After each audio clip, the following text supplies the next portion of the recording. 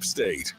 Well, don't we look silly, Cole? Both of us flat out wrong about what we thought we were going to see on Monday Night Football last night. I was far more wrong than you. I'm going to be very upfront and open with that. I thought the Commanders would absolutely smoke the Packers at home because I thought Jaden Daniels was set to emerge this season as some kind of a force. Yet Jordan Love said, not so fast, my friend, to channel our favorite, and Lee Corso. Man, kind of a boring, dull football game that I'm not going to lie to you, I switched away from. Didn't watch the fourth quarter, so I missed the best part of the game. You were wrong twice. I was only wrong once, Steve, because you said Monday Night Football. It was Thursday Night Football. Did I say Monday? Oh, and you picked the wrong team. You didn't have to bring this up today, right? You didn't have to bring this up. We could have shoved it. We could have shoved it under the rug. I mean, we nobody was listening to that segment, I'm sure, right? When we both said, yeah, Washington's gonna win. Are you kidding me? I mean, it's not even close. Of course the Commanders are gonna win that game. And the score's not really indicative, Diesel, because that game was never close last night.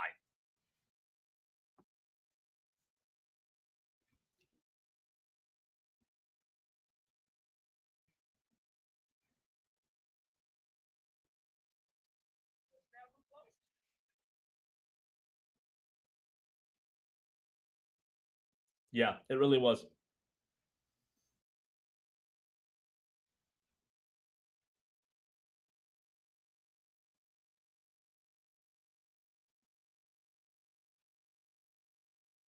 Yeah, it really was. All right, moments ago inside the stadium, the Packers and the NFL observed a silent reflection following yesterday's events. The National Football League asks that you please join us in a moment of silent reflection following the murder of Charlie Kirk. The NFL condemns all violence in our communities. It will take all of us to stop hate. Thank you. A moment of silent reflection. Is that what we're calling it now? We're not calling it a moment of silence anymore, but hey, classy move from the NFL and Amazon and from Lambeau Field and the Packers. Certainly worthwhile and definitely, appreciated, I'm sure, by those around him. Yeah, it really was. And with yesterday being 9/11 as well, Diesel, I'll tell you what we talked for almost an hour yesterday about 9/11 and what happened on Wednesday.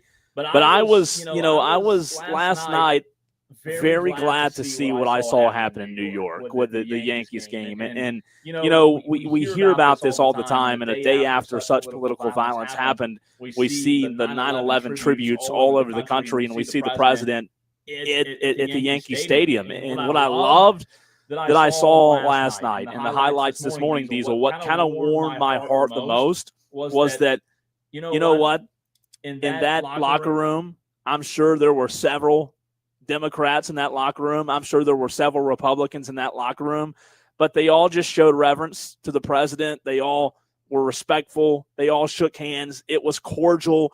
It was good to see. It was refreshing. And I just think that we don't talk about that enough, but we need to be able to respect regardless of whoever's in office, not to get on a rabbit trail here, but you're right. That was awesome last night at the Green Bay game. And then at the Yankees game as well. Again, echoing what I said yesterday, there's still a lot of good left in this world. There really is. Yeah, Green Bay dominated the first three quarters of that game, held a 17-3 lead going into the fourth quarter. Like we said, a flurry of scoring there in the fourth, 25 total points. We were wondering the question before the game started, were we going to get one of those Baltimore versus Buffalo type of exciting games? And like we said, first three quarters, not good if you're a Commanders fan, but the fourth quarter was great. I mean, the let's be real, the Green Bay Packers were good all four quarters. The Commanders were only good in the fourth quarter. Yeah. And by the way, Tolos, I believe the audio on the stream is fixed now. Apologize for that. Anytime I'm on location, it's different settings. It's wacky settings, but I think you're good to go now, and apologize for that echo. Tolo RJ texted me and told me there was a little echo. So for the 52 of you watching on the stream. Let's see. Here's the text. Yep, both are good now, so we're good to go. Appreciate you letting us know about that, Tolo. RJ and the 52 other Tolos watching on Twitter, Facebook, and YouTube, where you can watch the show. By the way, I'm live at Greer High School. It's Dooley Field, actually, not Greer High School, even though the high school is just right over to my left. Dooley Field under the water tower today, where you'll hear Burns, Greer later tonight. Diesel's back in the Ingles Market Studios. Diesel, I left last night's game just really blown away with a few things. Number one, I thought Green Bay's play calling, what Matt LaFleur did last night, was exceptional. But I left that game last night not trying to have this knee-jerk reaction, but, man, Jordan Love looks good, doesn't he? Yeah, he does. I mean, this guy, he just seems like he has it. And you know, Diesel, there's not a ton of hype around this guy like there is a lot of quarterbacks. Is you know, if he were in Dallas or if he were the number one pick, and boy, did Green Bay get it right with Jordan Love. It just seems like that everything might be coming together for this team to go have a chance at the Super Bowl. Yeah, I think they're a really, really quality team. Jordan Love, like you said, 292 yards and 2 touchdowns. He was sensational. The other side of the football, Jaden Daniels was not. 24 of 42, so just barely over 50%. Bad QBR. For 200 yards. You know, Washington, they just kept putting themselves into too many third down conversion situations. They were just 5 of 16 on the night. And, you know, coaches have harped on that and preached about that for generations. You got to get better on third down. You got to put yourself in third and manageable situations. And I'm sorry, the Commanders just couldn't get it done. No, they couldn't. And you look at those two quarterbacks, the comparison that we talked about, a lot of incompletions for Jaden Daniels last night. Diesel, you mentioned it. He was 24 of 42. He did have 200 yards, but, man, he only averaged 4.8. He got sacked 4 times. I thought Washington's offensive line last night was really bad, and he had a QBR of 26.9 compared to Jordan Love, who had a QBR of 62.5. Both took care of the football. There were no interceptions last night. Both had 2 touchdowns, but you look at Jordan Love was a little more efficient than Jaden Daniels last night. So the QBR is something that I look at. I think it's important. I don't base it on everything. I don't think it's the end-all, be-all, but the QBR, for those that don't know, is based on everything. So it's everything in the passer rating, plus rushing, plus sacks, plus fumbles, plus penalties, plus game situations, which accounts for clutch moments. And, those clutch moments count more. It also accounts for opponent strength. It uses expected points added, which is EPA, to measure how much a quarterback contributes to the team's chances of winning. It also adjusts for context, like third down plays, Diesel, being more important than first down plays, or let's say garbage time, not meaning as much, right? So it gives you a more complete picture of a quarterback's impact rather than just data, rather than just numbers. It also is able to measure context, going back to those clutch plays. So when you look at the quarterback rating compared to just the rating in general sense, Jordan Love last night had a rating of 113.9. He had a QBR of 62.5. Again, a QBR of 62.5 compared to Jaden Daniels' 26.9. What Jordan Love did last night's really, really good. And Diesel, I was wrong in the aspect that I thought Jaden Daniels would really stress their defense. But, man, Washington's offensive line's got some issues. Dan Quinn's got some big work to do, because you've got a quarterback that gets sacked 4 times on some crucial downs. Look, I'm not going to put it all on Jaden Daniels, but I do put a lot of it up front on that offensive line. Yeah, and here is Dan Quinn, like you were just saying there, Dan Quinn talking about losing that game last night. Just starting off, just tough night, honestly, from an injury standpoint and in game. We used the weekend to see where we're at from the injuries. I don't want to, make a guess, and so I'll give you those updates on Monday. Give credit to Green Bay. I thought they played a hell of a game. Certainly down the red zone. I thought that was the real difference for them converting into some touchdowns there. And for us, only 1 trip down to the red zone. So, yeah, I thought just, getting behind, I thought that was a big piece of it. And then I thought coming out of the half, got a nice return to get going. And at that point, thought we'd get ready to go back into it. And then, no score later, we're behind, but I just felt like we didn't find the rhythm, John, that we needed to. What do you mean getting behind? Getting behind implies that you are in some small way keeping up with the other team, Dan. You weren't keeping up with the Green Bay Packers at all last night. This is worth playing, though, Cole. This to bring it back here and give us a little local flair. Deebo Samuel caught his touchdown pass for the Commanders. It really didn't matter. It was at the end of the game. It was essentially over at that point. Obviously, the Packers did go down and put up another field goal to basically just ice this thing away. But this is worth playing to hear this audio of Deebo getting his. Second goal. Here they come. Pass is caught. Samuel dives into the end zone. So Deebo. There you go. Touchdown for the former South Carolina Gamecock. That's right. And former Chapman Panther from right here in the upstate. Shout out to him. I just take away so many different things, but ultimately, like when you look at the trajectory of franchises, I think there's just so much emphasis put on the quarterback position, and rightfully so. And I talked about that with Jordan Love's QBR just a second ago. But I think Green Bay's done a lot better job in the past 5 years of roster building. I didn't think Green Bay did the best job through the draft from, let's say 2010 to 2020. But it seems like in the past few years, for whatever reason, they're doing a lot better in the draft. Obviously, they're a player in free agency. We all know how big of an impact Micah Parsons is. He was good last night. And if you can look at Jordan Love as a quarterback, Diesel, and see quarterbacks like Jalen Hurts, who led his team to a Super Bowl last year, if you're a Packers fan, you've got to feel exceptional about Jordan Love. By the way, average QBR in the NFL is like 50. It's typically around 50, just on average. And last night, he's, 62 and a half. 75 to 100 is elite MVP level. 65 to 75 is a Pro Bowler every single season, and Jordan Love's going to be that. He's been steady Eddie throughout his career. Well, look at last year, Diesel. In 2024, Jordan Love had a total QBR on average of about 69.2, which was ranked right there with 4th and 5th in the NFL when it comes to starting quarterbacks. His passer rating last year was 96.7.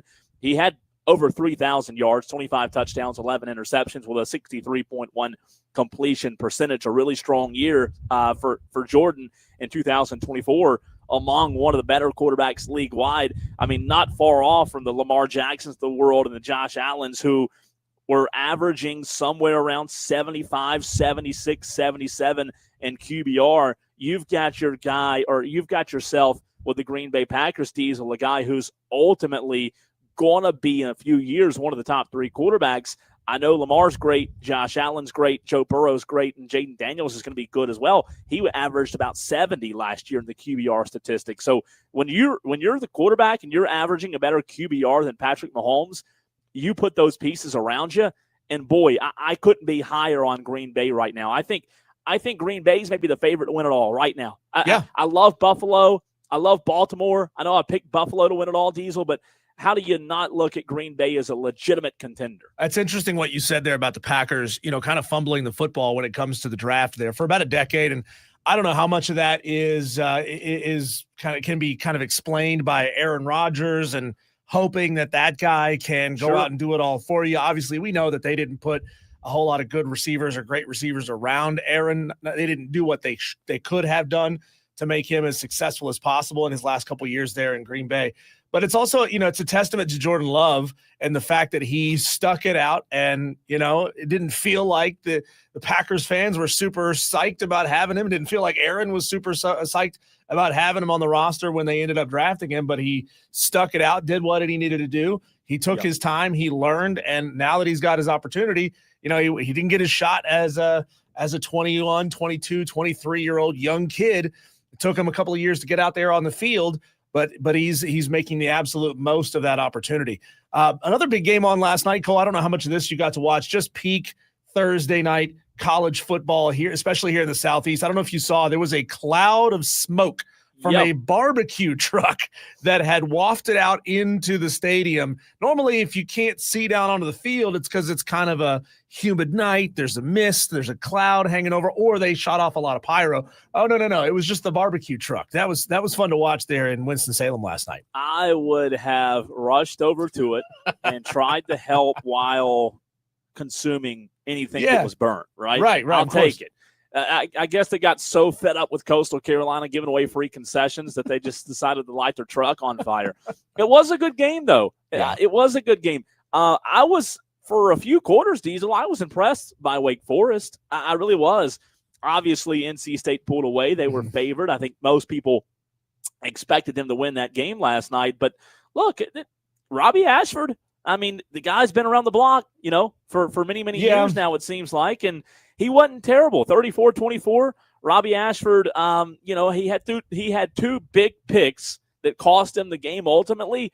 He took care of the football, but the biggest thing to me was he couldn't make the big plays down the stretch when they needed the touchdown. Instead, they had a couple of interceptions that ultimately cost them. Yeah, when it really mattered there, Robbie, I mean, he took a nasty, gnarly hit there on, I want to say it was third down, it was a fourth down play for Wake Forest. It was essentially ball game if they didn't get it. And, of course, NC State linebacker Sebastian Harsh, that's his name.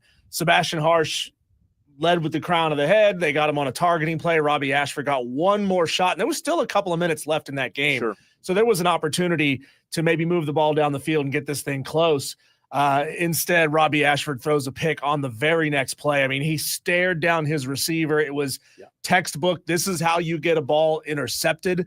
I mean, I don't know. Robbie Ashford, he is up, he's down, he's left, he's right, he's great, he's terrible. I mean, he's kind of all over the place. He's just got a lot of inconsistency that you would hope that a player that, I know he didn't start a whole lot or didn't play a lot when he was at South Carolina, but you would hope a guy that's been around college football this long would not still be making those mistakes and staring down wide receivers. Then again, we've seen Cade Klubnik do it too. No, I think the inconsistency that you brought up is the biggest problem with what he did last night. Watching that game, he made some really nice throws. And then, kind of like Cade Klubnik, sometimes he made a couple of throws, those two interceptions to be exact, which killed his QBR, going back to how important that stat is. Again, his QBR was not good, and it takes into account so many things that I talked about earlier when we were talking about Jordan Love. He wasn't good in the clutch moments last night. I don't think he's a terrible quarterback. I don't think he played horrible last night. He just, again, your job as a quarterback is to take care of the football, and he didn't do that. On the other hand, C.J. Bailey did, and ultimately he had a clean game last night. Efficient, 23 of 32, 201, average 6.3 yards per pass and 3 touchdowns, 0 interceptions, and a QBR of 80.4. So C.J. Bailey outplayed Robbie Ashford. It's frustrating watching Ashford because I see bright spots in his game. I really do. And then he makes a couple of throws. You're like, what's this guy doing? So it is frustrating from that standpoint. I don't know what's frustrating more, though, him or the food truck catching on fire. Bo from Greer, we got you with your upset pick. He gets his in. He's taking Texas A&M plus 6.5 over Notre Dame. And Jay Waller from Anderson is taking Georgia Tech plus 3.5 over Clemson. Your upset picks challenge window is here. Send in your submissions, Cole. We're at 103. We really want to get to that 150 mark by the end of the show today. Yep. So 50 of you Tolos, if you've gotten it a pick before but haven't yet this week, get it to us here in the next 3 hours and 42 minutes. No doubt. A big show coming your way today, Tolos. But like Diesel said, we've really got to get those numbers up in the Upset Picks Challenge. A big show coming your way. We've got Daily Wires coming up in a little bit. Smitty of Sports Talk Media Network at 4 p.m., our weekly Friday guest at that time. I'll do my high school picks at 4:20. We have a special guest joining us at 4:45, previewing something coming up around Christmas, the holiday season. Upset picks, of course, weekend menu coming up at 5 o'clock. We're going to revisit the conversation with Clay Hendricks and so much more on the show. I want to ask the Tolos out there a question that I was going to get to yesterday, but we did not have time, Diesel. Confidence meter. Do you have more confidence right now in South Carolina tomorrow against Vanderbilt, or do you have more confidence right now against Clemson and their matchup against Georgia Tech? Also, some big breaking news locally I'll lead the segment with. That's next.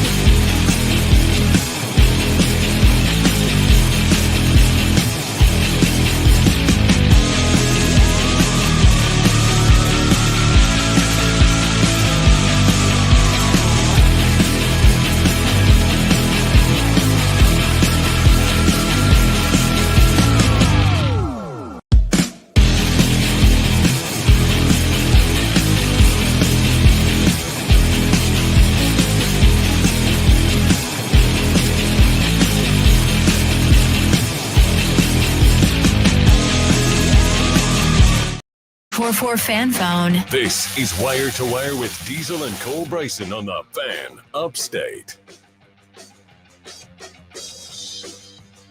Big news in the Upstate earlier today. Want to get into your confidence meter at 844-326-3663. However, man, what about this news that broke, I don't know, Diesel, a couple hours ago?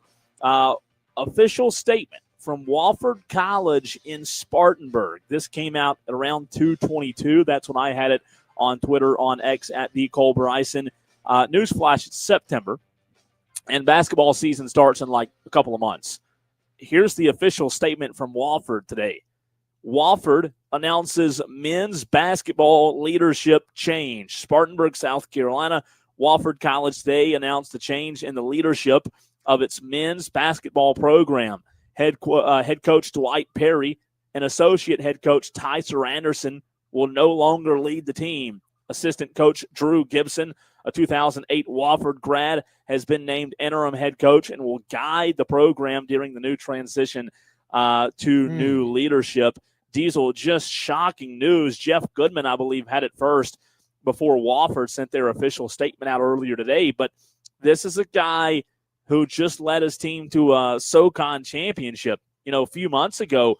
And for this to come out in mid-September, this is shocking. Well, what was the word you used there, Cole, to describe you said leadership change. Depends on where you look. They are using the F word.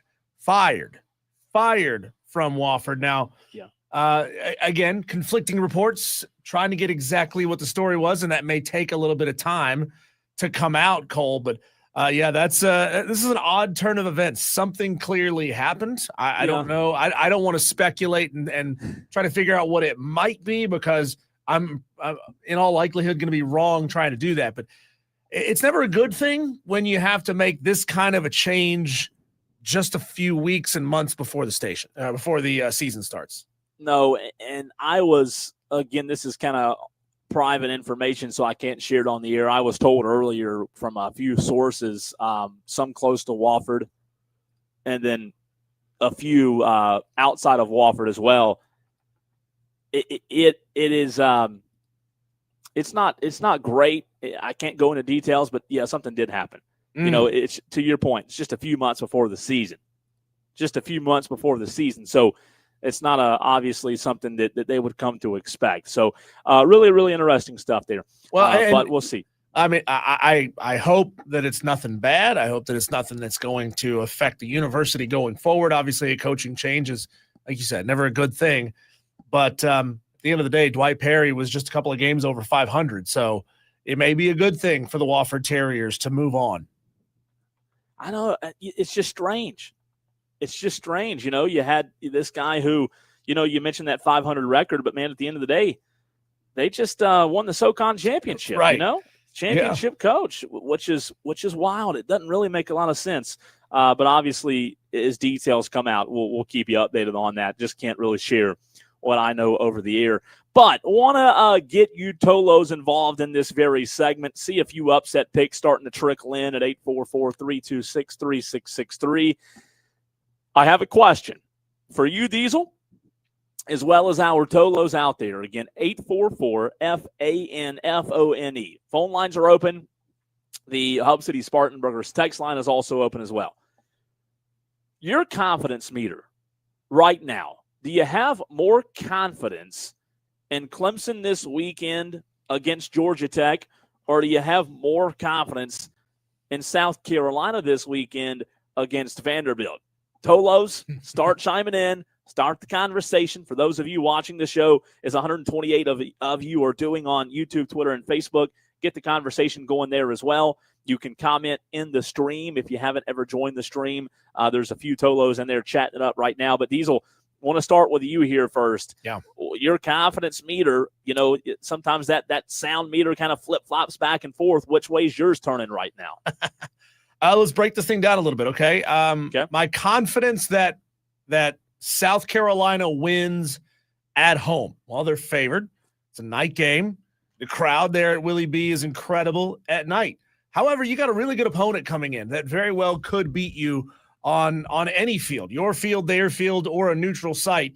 Vanderbilt's pretty good, and we've seen them put up a lot of points, especially last week against Virginia Tech, a common opponent that South Carolina did not put up that many points against, offensively speaking. So my confidence in saying South Carolina will win the game on a scale of 1 to 5, 1 being not confident at all, 5, it's a lock, it's going to happen.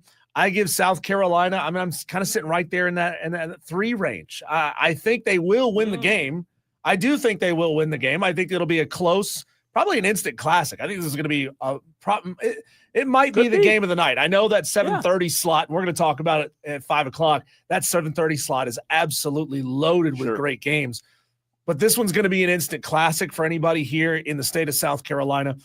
I like South Carolina's chances to win this game, but it's going to take all of those factors, right? It's going to take the intimidation. It's going to take the environment. It's going to take something special happen, whether that be an interception, a fumble, or a special team score. I think they can win this game, and I think they win it close. So I've got about a 3-level confidence in South Carolina to do it. Yeah, I find it interesting. I don't terribly disagree with you. I do agree with you on the fact that I think it could be a really entertaining game if South Carolina shows up, because I think Vandy's going to be fired up. I think this one could kind of be a little chippy, before the game starts. Both teams fired up. Diego Pavio on TikTok the other day, with Theo Vaughn and those guys about South Carolina and getting the juices going, and I'm sure South Carolina loves that as well. Do I have more confidence, though? Oh, gosh. And this is why I asked this question, because these two programs are in a different but similar state, Diesel, right now heading into Saturday's game, in the sense that, look, Clemson hadn't been great. Through 2 games, they haven't been fantastic. South Carolina, through 2 games, they've shown some flashes. They hadn't been great either, right? Neither one of those teams have been at their best. So similar situation there. Now the differences are the areas in which the team can improve. This is a tough question. Again, Tolos, really want to hear from you. 844-326-3663. I would say, Diesel, I'd say that I have, this might surprise you. I'd say that I have more confidence in Clemson. I think I might have, even though things haven't looked good through 2 games, I think I might today have a little more confidence in Clemson due to the fact that this team seems due. You know what I mean? Yeah. In a way, this Clemson team just seems due. And could Georgia Tech win tomorrow? They absolutely could win tomorrow. Could Clemson come out tomorrow and get those cylinders firing? They could. Yeah. And I'm not calling for a Clemson blowout, but I think I have a little more confidence right now. Not a whole lot more, Diesel, but a little more confidence that Clemson can take care of business. I've got some concerns about South Carolina, the run game and offensive line, and a few areas on defense, but I think they're going to be fine in the long run. But I think I might have a smidge more confidence in the Tigers right now. I like the way that you put that. And look, Clemson lost in a tough one in week 1, and I'm sure some of them probably some of these players justified it in their own heads of, oh, okay, well, it was week 1. We were playing against a top 5 team in the country, or what were they, 6 at the time? Doesn't really matter. We're playing a really good football team. Maybe they just kind of gave themselves excuses for why they didn't play as well as they could have in week number 1. Week 2, you got embarrassed by Troy. Now, you won the football game, but you got embarrassed by Troy. And we saw what happened last year after Clemson got embarrassed by Georgia. We were at that game. I don't like talking about it because, I don't want to speak ill of the dead. I'm talking about the App State football team last year that Joey Aguilar was on, by the way, who's now the quarterback at Tennessee. So Clemson has shown the ability to take that embarrassing kind of performance and turn it into a straight up butt whooping the next week. And we know that there's 4- and 5-star guys all over the field for Clemson. We know what all the preseason magazines had to say about them. But we also know that South Carolina replaced a lot with a lot of young guys, and we're still not sure. We think that those guys can go on to be just as good as the players that they are replacing. Maybe not this season, but next season or whatever. But you're right. I have more confidence in Clemson's ability to take that embarrassment, flip the switch, and go out there and really, really kick the Georgia Tech Yellow Jackets in the rear. And, a big part of it for me, Diesel, as well, is who they're playing, right? And I don't mean that in a disrespectful way to Georgia Tech at all, but when I look at the two opponents this weekend for our in-state teams, Vandy and Georgia Tech, Vandy's offense scares me a little more right now than Georgia Tech's does. Vandy's offense looked really good in the second half a week ago, right? Georgia Tech, they have a different style of offense. Haynes King, obviously, his health is going to be big in terms of what he does on Saturday because he didn't play last week. But, Diesel, the fact that they like to run the ball, they like to do a lot of the eye candy pre-snap, and I'm not saying that Vandy don't, but Vandy seems like a little bit more of a potent offense than Georgia Tech's offense. And going back to my point, who you play matters, and I think that I have a little more faith in Clemson.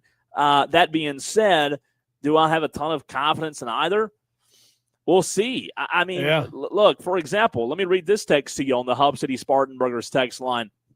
803 says, this question feels like, do I feel more confident in scoring a date with Sydney Sweeney or Sabrina Carpenter? Is zero confidence for both an answer? Right, like there's not a lot. The reality is it's a funny text, but he's kind of right. There's not a lot of confidence right now with either program. And to be fair, neither program has been great.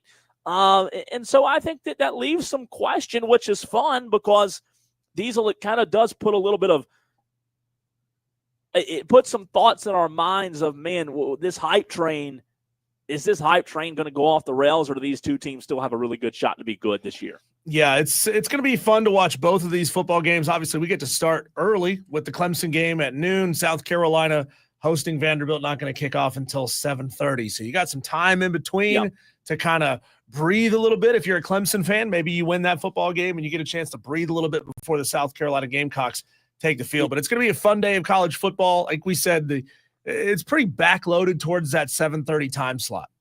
I want to get to this text real quick from JT in Spartanburg.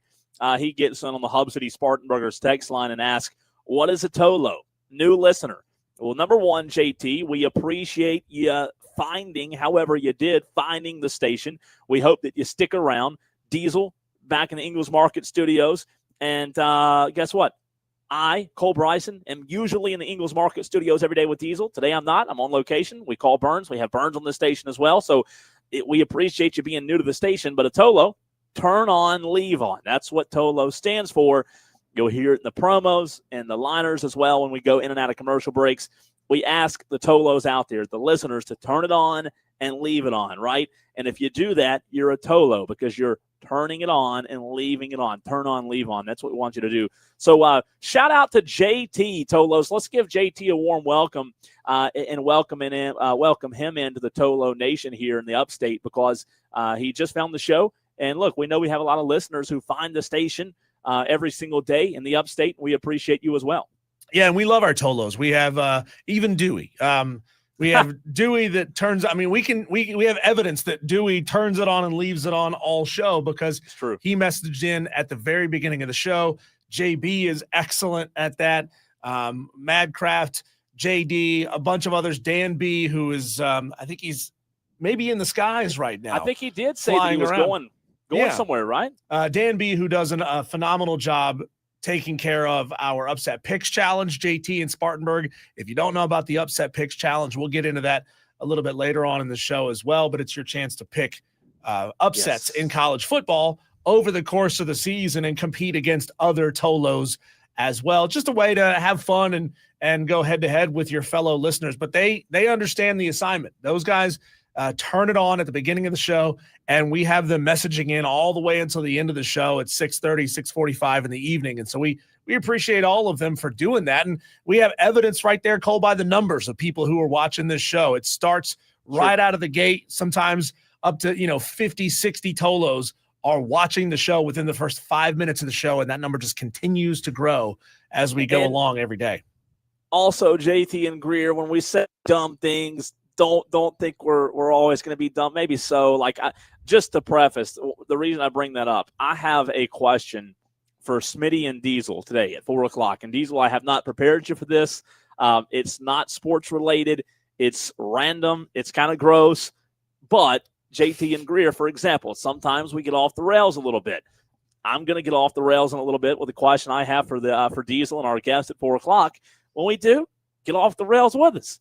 Sometimes we don't want to talk sports all day. It's a weird one. This is just showing you how my mind works, Diesel. But this thought came in my mind earlier today, and I said, ooh, that'll be a good question to ask Diesel and Smitty on the radio. And I know I probably shouldn't, but I'm going to anyways. The off-the-wall conversations usually get more interaction than the sports stuff. Yeah. Truth is, I mean, how many times, Cole, if we had food, especially mayonnaise for some reason, derail this show and the conversation for like 45 minutes? It happens all the time. So, because, those are real life conversations and people have strong opinions about that. And usually nobody asks you your opinions on mayonnaise. So when somebody finally brings it up, it's like, oh my God, I got a lot to say on this topic. Like yesterday, we were talking about those Wings and Waves beach stores in Myrtle Beach. And all of a sudden, 20 minutes later, we're still talking about it because there's a lot to say about those places. Cole, when we get back, we're going to do a little segment and thank you again, JT in Spartanburg. You're going to hear this since you're a new listeners for the first time. Also, a segment we call Our Daily Wires. It's our whip around the sports world, a quick look around to see what else is happening outside of the conversations that we've already had.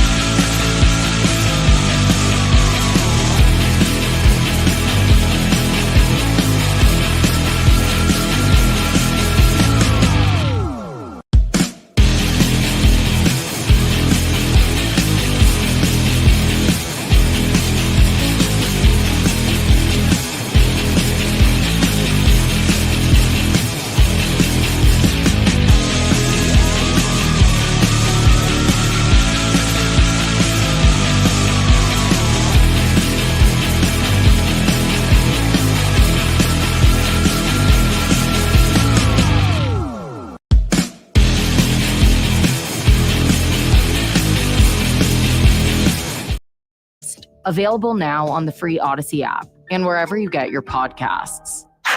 Text or call. One number does it all. 844-326-3663. That's 844-FAN-PHONE. This is Wire to Wire with Cole, Bryson, and Diesel on the Fan Upstate. It's time, Cole, to do our whip around the sports world in a segment we call the Daily Wires. This is the buzz. Ooh, I like that. Long, low, and slow. The buzz happening around the sports world, starting right here in the upstate of South Carolina.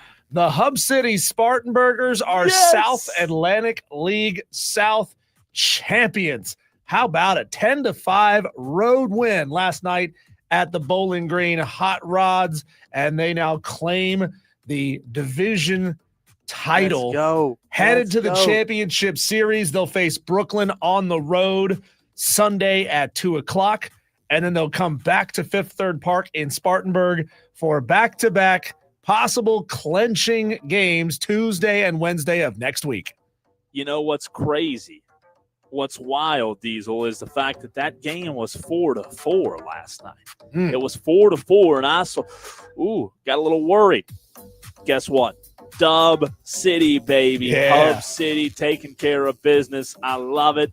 I'm sure we'll have Ian and those guys on again next week. That is so awesome. I love it. I mean, this is the first year ever, and they're already making history like this. Let's go. Let's keep it going. The Green Bay Packers last night beat the Washington Commanders. We led the show with it. 27-18, the final score. Packers 2-0 on the season.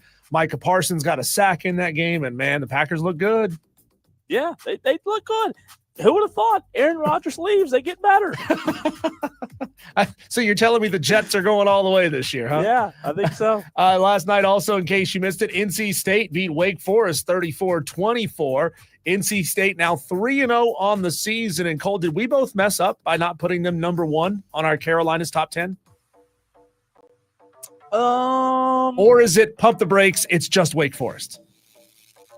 You know, maybe they should have been higher. I had them at 3. Where'd you have them? I'd probably agree with you. I'd probably agree with you and have them somewhere around 3. But, you know, I think that they could be interesting. We'll see what they do in the rest of the ACC. Tolos, in case you don't know, yesterday we did our Carolina's top 10 ranking the 10 FBS playing schools, and we'll do it every Thursday. Speaking of those Commanders, they fear that veteran running back Austin Eckler tore his right Achilles in the fourth quarter of last night's game against the Packers. Austin Eckler's 30 years old, still needs to undergo imaging that is scheduled for today to confirm. I don't know if you've heard any updates on that, Cole. No, not good. That's a tough break, man. Speaking of tough breaks, Packers receiver Jaden Reed broke his collarbone on a play that didn't even count during the opening drive of last night's game. He's going to miss a lot of time, says Coach Matt LaFleur. Quote, we'll see how fast he can recover and heal, and certainly I would expect him back at some point this season. But obviously, it's a big blow to us. God, breaking your collarbone and going back out there to hit somebody within just a couple of months, that's in science and medical science crazy. Yeah, really is. Kansas City Chiefs received some positive news about their star wide receiver, Xavier Worthy's shoulder injury. Worthy, who initially appeared to be facing a multi-week absence, has been practicing and showing signs of progress, and he might even play on Sunday. That'd be big. LA Angels star Mike Trout finally homered Thursday night in Seattle, ending a career-long 28-game homerless drought that had put him one shy of reaching 400 homerless games for his career. He lost his 399th homer, sending a 3-2 fastball from Mariners right-hander Bryce Miller over the left center field wall to tie the score at 4 in the 5th inning. Seattle did go on to win that game 7-6 in 12 innings. Wisconsin quarterback Billy Edwards Jr. is unlikely to play at number 19 Alabama on Saturday. He's expected to travel with the team and plans to warm up for the game, but he's still facing long odds to actually get out on the field this weekend. Missouri quarterback Sam Horn underwent surgery to repair a fractured tibia in his right leg. This was reported by Pete Thamel of ESPN. He's a fourth-year passer from Lawrenceville, Georgia. He was injured on the first snap of the Tigers season opener on August 28th. He's expected to make a complete recovery, but will miss the remainder of the 2025 season. And finally, Cole, Alabama wide receiver Ryan Williams should be available to play in Saturday's game against the aforementioned Wisconsin Badgers after missing last week's contest against UL Monroe with a concussion. Kalen DeBoer said, quote, "We expect him to play." They need him. It's going to be a big one. I know it's just Wisconsin, but no, I mean, you need that guy out there, right? I mean, if you're Alabama, can you afford to take anybody lightly at this point? You lost to Florida State to start the season. No, you can't take anybody lightly. Not a single person. You know who and those are your daily wires, by the way. Yeah, just a quick buzz, quick whip around. Quick buzz. Most of it injury news, though. That's the crazy thing. That's right. I think that's more injury news we've ever had in Daily Wires. I know. Speaking of injury news, Smitty, he injures you when he comes on the station because he's just so impactful. He hits you right in the nose, man. That was a terrible segue, but we're going to Smitty of Sports Talk Media. Hits you right Network. in the what? I don't know. Next.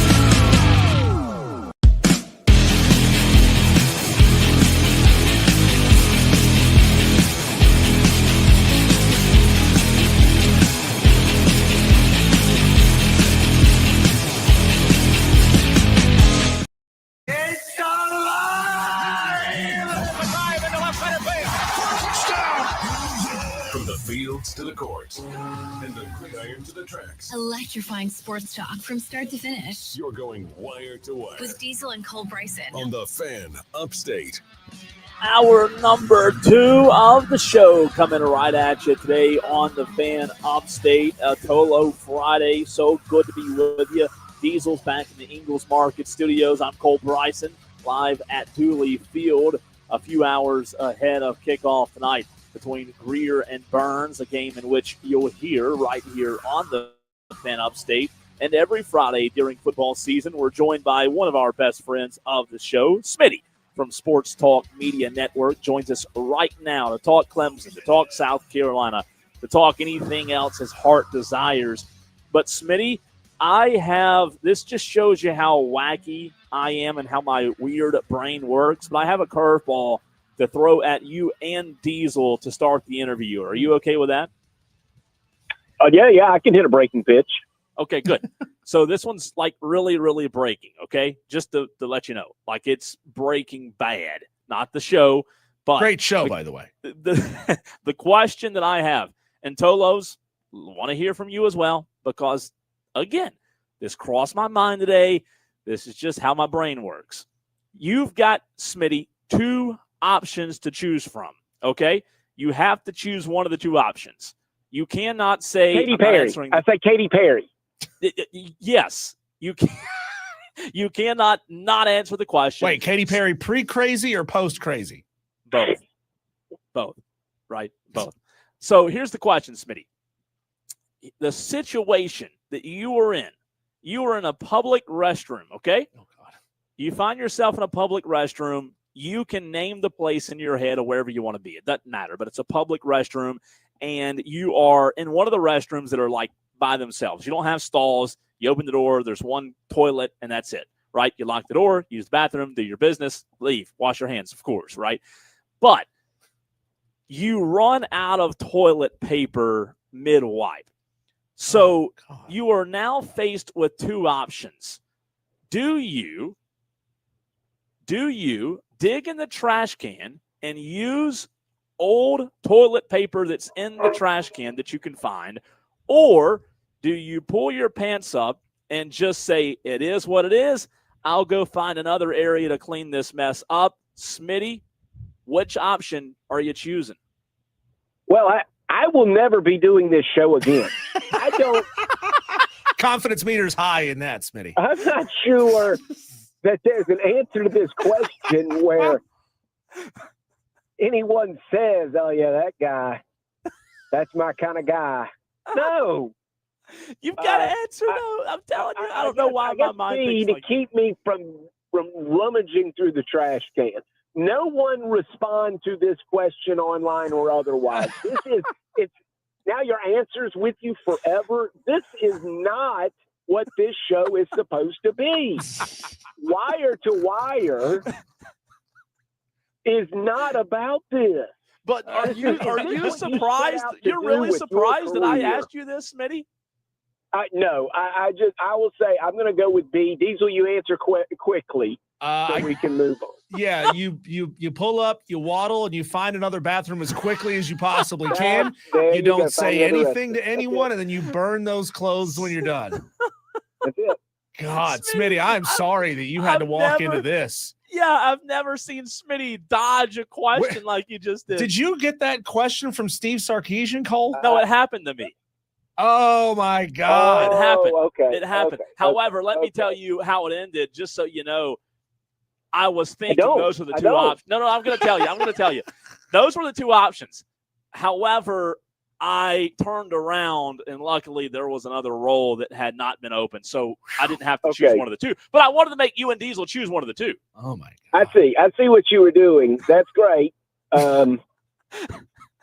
This is, do you want families listening? What is your object here? Do you want to drive people away? He's trying to ensure that we never win a Star Award, Smitty. I'm sorry, I'm speechless. Sorry. I don't know what to say. I have to sit across from this man every day. Let's go to break, I guess, right? All right. Well, We'll never recover from that. But go ahead. What's your next question? Let's talk about Cade Klubnik for a minute. What do you think Cade Klubnik would do in that situation? No. Yeah. Smitty, good God. Smitty, Matt Smith of Sports Talk Media Network joining us here on Wire to Wire with Diesel and Cole Bryson, but maybe not for long with Cole Bryson. Obviously, Cade has been in the situation that he finds himself in right now before, with people doubting him. It was a big offseason narrative, and he talked about how great it was that Dabo helped him get over that. So how hard do you think Cade Klubnik has been on himself these past now 6 days since looking bad against Troy and then obviously the performance against LSU before that? Oh, I'm certain that he's been really tough on himself. And I like I do like the Cade Klubnik debate right now, because I know Cole was very tough on him after the LSU loss. And I know Bill Connolly, if you guys know Bill Connolly, who's a data analyst, and he's all about FPI and digging into the numbers and projecting college football that way. He's not sold on Cade Klubnik. I don't know if he's as far down on him as Cole was, but he's certainly not sold on Klubnik either. And I said, and I think I'll stand by this, I thought Klubnik, if anybody ever believed that he was going to be Trevor Lawrence or Deshaun Watson, I would push back there. I would disagree with that. I thought he was more, as I said last week on the show, kind of more like Taj Boyd, where he can excel with the weapons around him, and when everything's going his way, if the play plays out just like it does on the chalkboard, Klubnik's going to be fine. But elevating a team and making plays outside the pocket and just willing his team to victory, I don't know. Now, how hard has he been on himself?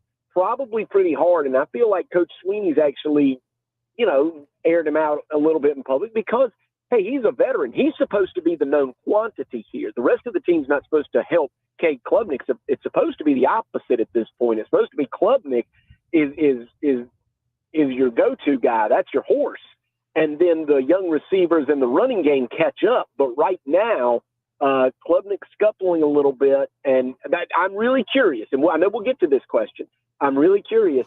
Clemson can go one of two ways this weekend, and it's one of the most fun games to predict. Clemson and Georgia Tech, great rivalry, because we see this all the time. If Clemson were to lose on the road at Georgia Tech, half of the people in our business, Cole, would say, oh, I saw that coming. They played poorly 2 weeks in a row against LSU and Troy. Who couldn't have seen that coming?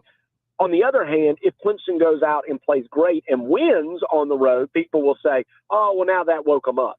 They weren't themselves the first 2 weeks, but now we see that makes sense. They gave 2 C- performances, and then they came back with an A performance. So either way, people are going to say and claim they were right. And I'm of the mind right now, I'm waiting to see with Clemson. I'm more of, I need to see it, because they haven't looked good in quite a stretch, dating back towards the end of last year too, including the Texas game. So the big thing that has happened to them is the highs in Clemson football in their last 7 games is the fact that Nolan Hooser hit a record-breaking field goal to beat SMU in what was a terrific comeback, and that's it. That's the big high. Other than that, the offense has kind of been meh. I'm with you there, Smitty.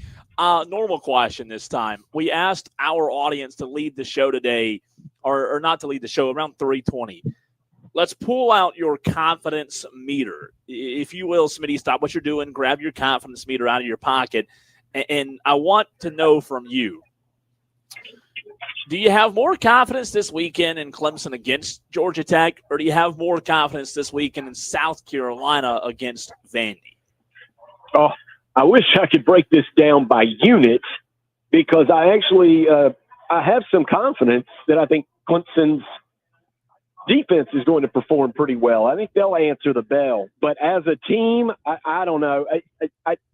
I guess I've got to say Clemson, because you and I watched with our own 2 eyes. South Carolina is kind of ditto about what I just said about Clemson. South Carolina hasn't looked good offensively. The win against Virginia Tech, that was fine. I'm not going to denigrate that win at all. That was a good win. But that was special teams and one big throw. It was one drive at the beginning of the game, engineered by Sellers on the script, and then the big throw to Nick Harbor. And everything else was defense and special teams in the win over the Hokies. And against South Carolina State, that team was sleepwalking in the game in their home opener until Vakari Swain got 2 punt return touchdowns. So I'm not sold that South Carolina is ready for prime time either. Now, look, it's early in the season. Last year, Lenore Sellers didn't have a great start against Old Dominion. They ended up winning the game. But, we've also seen South Carolina lay an egg. And here's what I want to know about them. Do they have to lose before they wake up? Because last year, what woke this team up was a 27-3 home loss to Ole Miss, where the offense didn't move the ball. If you remember, Lane Kiffin had his players laying down everywhere, and the offense just went nowhere. And after that, South Carolina went on a win streak, and just turned it all around and played fantastic football after that. But was that cold water in the face? Was that the smack to wake them up? Playing poorly in the first half against South Carolina State last week and not having a big performance offensively against Virginia Tech. Is that all they needed to wake them up? Or does this team have to lose first? Do they have to lose for them to realize that they're not playing up the potential and they've got to get serious about preparation during the week? Or maybe it's not there. Maybe this offensive line is not good. Right now, the two big teams are kind of mirror images of each other because neither one of their offensive lines has played well. And if it weren't for their fantastic defenses, they wouldn't both be where they are. Clemson's 1-1 and South Carolina's 2-0, and they owe a lot of that to defense and special teams right now. Smitty, given the statistics that we've seen now through 2 games for Clemson and the fact that they throw the ball 84.6% of first down snaps, it seems fairly clear that they don't have a lot of trust in Adam Randall to run the ball on 1st and 10. Now, with all due respect to Gardner Webb, the only relevant tape we have on Georgia Tech is the fact that they did a great job stopping the run against Colorado, another team that is pass first, run second. We hear OCs all the time say that we're going to be bullish about running the football. We got to establish the run. How do you think we see Garrett Riley try to establish the run this weekend, or is it going to be more of, hey, we're a passing team, it's who we are, it's what we're going to do, and we're going to live and die by that? Oh, that's a great statistic. I wasn't aware of that number, but, it matches up with what we've seen, right? And it matches up with what we said at the beginning of this, which was that Cade Klubnik is your known quantity. That Clemson, Garrett Riley probably came into the season saying, hey, they know we're going to throw it to those talented receivers outside, but we've got a veteran quarterback and we've got athletic receivers. Let them try to stop us. But so far, they have. So now Clemson has to go back, reassess, self-scout, and they've got to run the football, period. I mean, everybody knows that, as you just said, Diesel. Everybody knows. Everybody says it. But it's like eating your vegetables. You can say it, but you actually have to go through with it and do it. And I feel like that's what Clemson's going to have to get back to, even if you don't have success on first down. Even if Adam Randall runs right into a brick wall of Yellow Jackets, you have to do it because it's the only way that you'll draw the linebackers in so that you can get your tight ends and wide receivers involved on 2nd and 3rd down. Because if you don't, they're just going to do what Troy did in the first half, which is simply pressure or play cloud behind it. And they forced Cade Klubnik to look really bad and actually into a couple of turnovers. So I don't know what kind of success Adam Randall is going to have, frankly. I don't know. I saw him play wide receiver at Myrtle Beach. He was awesome. He was a man amongst boys. But what does that mean? Can he play running back in the ACC? And everyone in Clemson seems convinced that he can, and maybe he can. He looked good in the second half against Troy, but Georgia Tech's not Troy. And it remains to be seen if Clemson can run the football. That's not just about Randall. Again, that's that offensive line up front as well, and it's the play calling. Take your vegetables. You've got to run even when it's hard, even when Cade Klubnik's hot. You have to stay committed to the run, or defenses will make you play left-handed. And Clemson's not good enough this year. They were good enough with Trevor Lawrence to do it at times. They're not good enough right now to just sit back, 5-step drop, fire the ball around, and expect to beat people without showing them something in the run game. Smitty, you're a parent, right? Yes. Okay, so I'm going to put you into a situation of being the parent here. All right, you ready for this? Yes. You're sitting in the room. You can pick the room, the kitchen, the living room, wherever you give your, hey, we got to get better speeches, wherever you choose, whatever room that is. I'm going to bring into the room Mike Shula and Garrett Riley. What is your best parent speech to the both or to the two of them right now? Oh, well, Mike Shula's father was Don Shula. So whatever speeches he got, you can't match. There's nothing you can do with. I do think a lot of what I just said to Garrett Riley, I'm sure Dabo Swinney said it because I remember this quote. Riley had the reputation of being an air raid guy when he came in, and Dabo Swinney in the opening press conference with Garrett Riley, they both said, we're going to be I don't remember the term, like the ground raid or something. It wasn't catchy, whatever it was. But the fact was they had Will Shipley and Phil Maffa in the backfield, and they were going to be committed to the run. Well, that's changed a little bit. So I'm sure Dabo Swinney's kind of parental talk to Garrett Riley is what we just said. Like it or not, successful or not, you have to run the football. You have to show it to them. And I'm sure it was an encouraging talk because Garrett Riley knows offensive football. And I think they as a staff have to reassess. With Mike Shula, I don't know. There are whispers. Not whispers, they were just actually flat out reports from Tony Morrell that Lenore Sellers went to Mike Shula and said, I want to run the football more, designed runs. And, we don't know the veracity of this. We don't know what that conversation was like or if it even took place. But Tony Morrell is trustworthy. I'm not saying that. I'm just suggesting, and Mike Shula's been around football longer than Shane Beamer has. So I don't know what you could say to Mike Shula other than you've got to just, whatever you're doing, make sure your team is on board with it. You go in with that game plan, and you make sure that your team is committed to that game plan. Because right now, what it does look like, it does match what the reporting, which is it looks like the plays are being called, and then the players are not committed to what's happening next on the field. And I think that's what's so important is that we heard that Dow Logan had a really good relationship with Lenore Sellers. And again, we don't know much about the behind the scenes things, but Shula's got to get that relationship and got to get it in the right place. And by the way, right now, if that's true, I'm not even on Lenore Sellers' side because he shouldn't be running the ball, designed runs to get wins against Virginia Tech and South Carolina State. But this week he should. So I wonder if that's what Shula's been holding because you don't want Lenore Sellers being tackled 15 times against South Carolina State. Why would you do that? And somewhere you sprain a knee and then he missed the game last year. Robbie Ashford filled in. So, but everybody just needs to be on the same page. That's the talk. In other words, sometimes it's more important than what's called, like whether Randy Johnson's about to throw a fastball or a slider. It's that Randy Johnson believes in what he's throwing next. So whatever you're calling for Lenore Sellers, you just need to make sure that Lenore Sellers believes in that play call. That relationship needs to be solid. Smitty, what do you think the fallout could and should be from this Haley Sawyer story that broke at the beginning of the week? And, the idea is that maybe it delegitimizes the AP poll, which most people didn't see as all that legitimate to begin with, but we do know that it is a baseline metric from which the College Football Playoff Committee, kind of forms opinions about teams before it's their job to pick up the baton and carry it a little bit farther. What kind of repercussions should there be? Should there be an overhaul of the system or essentially just let it ride, let it keep doing its own thing?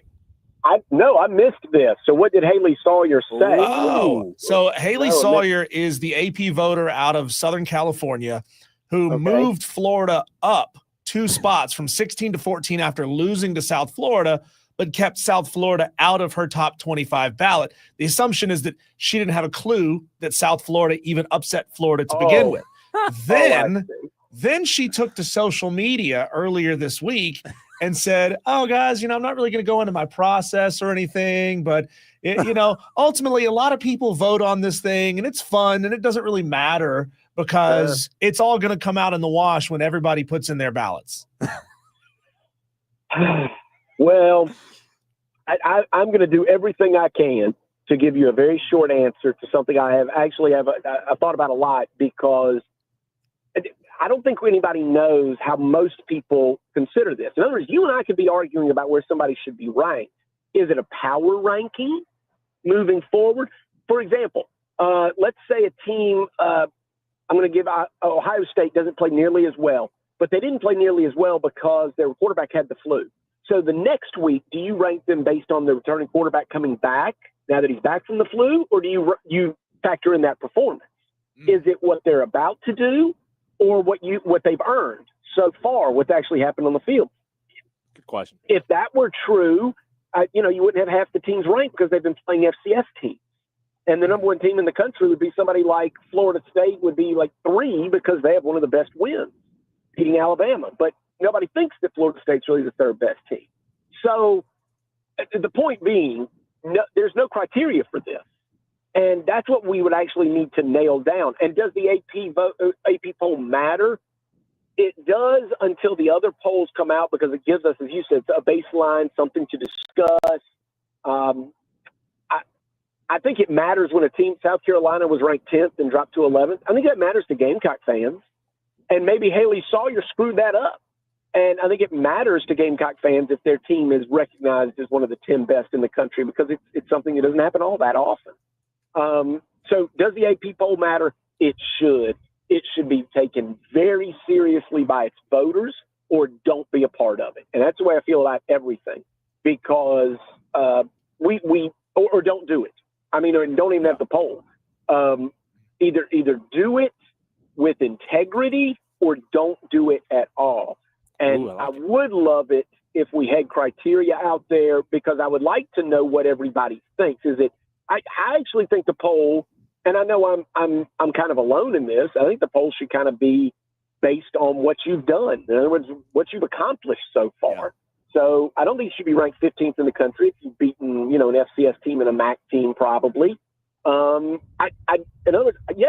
would tumble in my poll, because right now they haven't done anything. Well, Smitty, I don't know if they do this, but I would hope that the AP sends out a cheat sheet every Saturday night after all of the games have concluded, with some baseline metrics and say, here's what the BCS computers would rank these teams. Now, if you want to move them around a little bit based on your own personal opinions, that's your prerogative. But here's at least some numbers to go off of, because some of these people seem to not even know who's winning and losing these games. Well, that's inexcusable. They don't. I know what you're saying about the cheat sheet. You want to provide some info and some guardrails. But here's the truth. The 3 of us, after the games conclude on Saturday, rush to our computer, rush to our phone to get those kinds of numbers, to see what happened to teams. If you're not that serious about college football, I guarantee you I can find 1,000 people that host radio shows or podcasts or trying to move their way up in the business. I don't have an AP vote. I would love an AP vote, and I would take it seriously. And that's why it's shameful what Haley Sawyer did. I love it, man. I love the passion there. Smitty, you're the best. We love you. Sorry for the wild number 2 related question. But, again, that's the way my brain works. And I, usually say what comes in my mind, and it usually comes out of my mouth. So appreciate you as always.